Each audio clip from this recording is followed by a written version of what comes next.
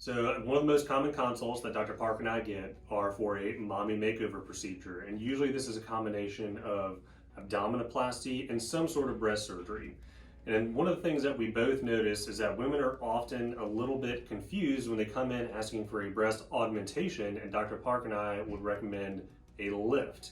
And I want to talk a little bit about the reason that we decide to recommend that and what your options might be. So really, when most women come in after having kids, they've gone through a lot of weight gain and weight loss cycles, which can affect not only your breast tissue, but the skin of your breast. And so this can make the skin of your breast a little bit more stretchy or a little bit more saggy. And when this happens, we don't just need to replace the volume of your breast as with an implant, but we also need to change the position of your breast tissue to fit around the implant appropriately. And that is when we'll typically recommend a lift. Now you can either get a lift with an implant, a lift by itself, or just the implant depending on where your breast tissue actually is. And we will often evaluate that by asking you, do you like the way your breasts look in a bra? If you like the way your breasts look in a bra, chances are you'll be very happy with just a lift, repositioning your nipple up and repositioning the breast tissue around that nipple. If you don't like the way your breasts look in a bra and you really wish you had more volume to fill, then we will often recommend an implant either with or without a lift.